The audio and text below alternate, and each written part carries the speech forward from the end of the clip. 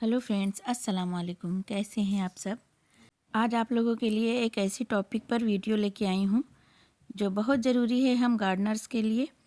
जिन्हें भी प्लांट लगाना पसंद है तो उन्हें मिट्टी की बहुत ज़्यादा ज़रूरत होती है और बग़ैर मिट्टी के तो कोई गार्डनिंग कर ही नहीं सकता है। तो मिट्टी की सबको ज़रूरत होती है और मिट्टी जितनी हो उतनी कम ही रहती है हम सब के लिए। तो आज ऐसी टॉपिक पर हम बात करेंगे कि कम मिट्टी में कैसे हम अच्छे से गार्डनिंग कर सकते हैं और कैसे फर्टाइल मिट्टी हम बना सकते हैं, ऑर्गेनिकली रिच।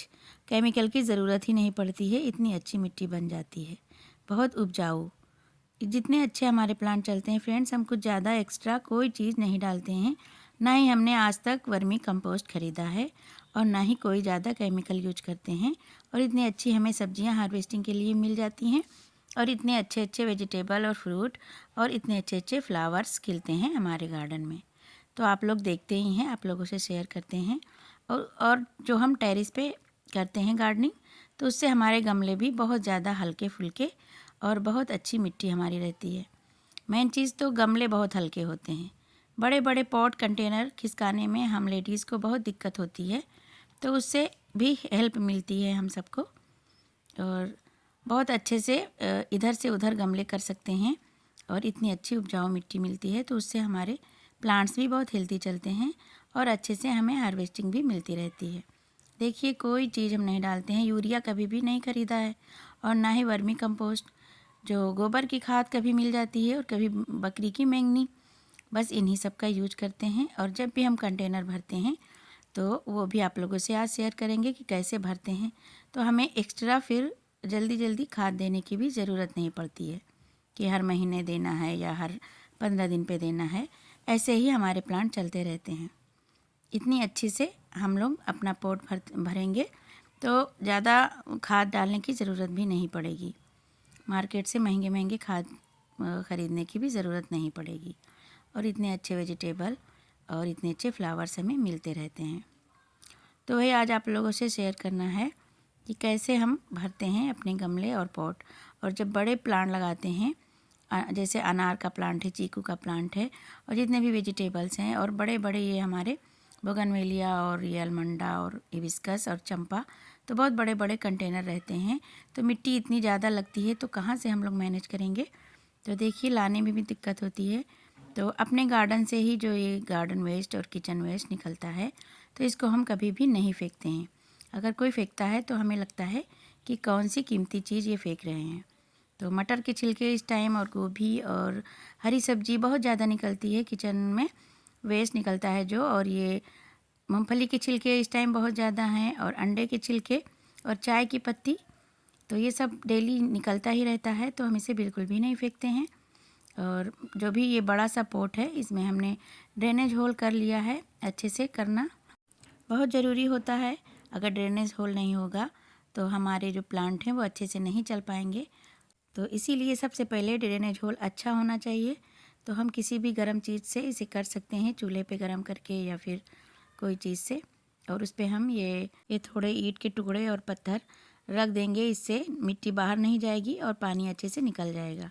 और उसके ऊपर से थोड़ा से कपड़े का टुकड़ा भी डाल देंगे। ये कॉटन है, कॉटन का कपड़ा है। और फिर आप मिट्टी डालना चाहें तो मिट्टी डाल दें।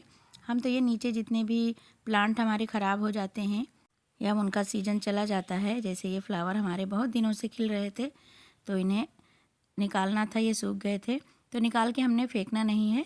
इन्हें अच्छे से किसी बोरी में या ऐसे ही रख देना है एक साइड में। और ये जो सब्जियों के छिलके निकलते हैं, इनको भी डाल देना है। इधर उधर फेंकने से अच्छा है, हमारे लिए बहुत ज़्यादा ये खाद का काम करेंगे। धीरे धीरे नीचे डिकम्पोज होते रहेंगे और हमारे प्लांट को बहुत अच्छे से कंपोस्ट मिलती रहेगी। तो सारे पोषक तत्व इसमें होते हैं। तो फिर उसके बाद थोड़ी सी मिट्टी डाल देंगे। और ये जो हमारी मिट्टी है, ये भी इसी तरह से बनी हुई कंपोस्ट है, जो धीरे धीरे ये सब मिट्टी में बदल जाता है। और थोड़ी मिट्टी डालने के बाद ये हम फिर से किचन का वेस्ट डालेंगे और ये अंडे के छिलके और ये चाय की पत्ती। अंडे के छिलकों में कैल्शियम की मात्रा बहुत अच्छी होती है और चाय पत्ती में ये नाइट्रोजन की मात्रा बहुत अच्छी होती है। तो हमारे प्लांट को इन्हीं सब की ज़रूरत होती है, जो हम ऑर्गेनिक तरीके से दे सकते हैं, इस तरह से मिट्टी बना के और इस तरह से कंटेनर और टब भर के। फिर किचन वेस्ट डालने के बाद, मूंगफली के छिलके डालने के बाद थोड़ी सी मिट्टी फिर हम डाल देंगे। इससे बहुत जल्दी बहुत अच्छे से डिकम्पोज हो जाएगा। और उसके ऊपर से फिर गार्डन का वेस्ट और किचन का वेस्ट। जो सूखी हुई पत्तियाँ टहनियाँ होती हैं तो उसमें कार्बन का सोर्स बहुत अच्छा होता है। कार्बन हमें बहुत अच्छे से हमारे प्लांट को मिलते हैं। तो और जो हरी पत्तियाँ होती हैं उनमें नाइट्रोजन बहुत अच्छी मात्रा में होता है। और जो हम किचन का वेस्ट डालते हैं उनमें तो सब कुछ होता ही है। ये किचन का वेस्ट बार बार हम डालते हैं और फिर थोड़ी मिट्टी डाल देते हैं, तो इससे बहुत आसानी से और बहुत जल्दी डिकम्पोज होने लगता है। बहुत जल्दी खाद बन जाती है, खाद भी बन के रेडी हो जाएगी और ऊपर से प्लांट जो लगाएंगे वो भी अच्छे से ग्रोथ करेंगे और हमें हार्वेस्टिंग मिलती रहेगी। अंडे के छिलके, चाय की पत्ती, ये भी डाल देंगे और फिर थोड़ी से ऊपर से मिट्टी डालते हैं और फिर ऊपर से किचन का वेस्ट और मूंगफली के छिलके ये सब डाल के बार बार कई बार हमने डाला है। तो बीच बीच में मिट्टी डालने से बहुत जल्दी डिकम्पोज हो जाएगा। तो ऐसे ही हम सारे टब और सारे मछली के जो डब्बे होते हैं, और अगर नहीं है कुछ तो हम बोरियों में भी ऐसे ही भर के ऊपर से थोड़ी मिट्टी डाल के और प्लांट लगा देते हैं। तो हमें सब्जियों के जैसे टमाटर है, बैंगन है और सोया मेथी है, पालक है, ये सभी प्लांट हम लगा सकते हैं। और सीड से जो होते हैं सोया, पालक, मेथी, उसे भी लगा सकते हैं। तो अभी कुछ दिनों के लिए ऐसे ही भर के और ऊपर से जो हम डाल रहे हैं मिट्टी, ये भी इसी तरह से बनी हुई कंपोस्ट ही है।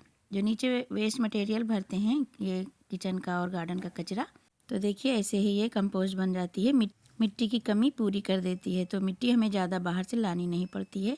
ऐसे ही इसको भी भरा था जो आप लोग देख रहे हैं ये मिट्टी।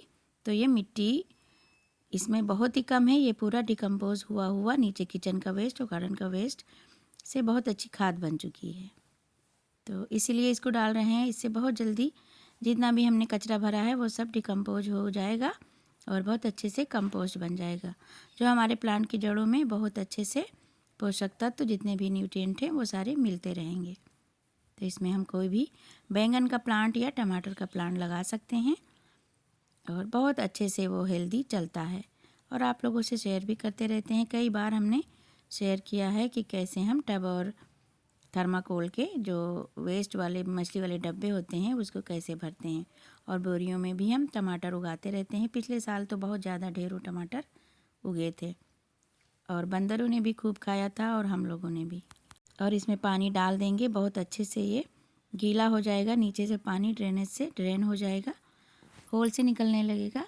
और उसके बाद जो अपने आप से सीड से हमारे प्लांट रेडी हुए हैं बैंगन के, तो एक प्लांट एक टब में लगा देंगे। और देखिए फ्रेंड्स, ये वही प्लांट है जो अपने आप से हमारे गार्डन में निकलते रहते हैं।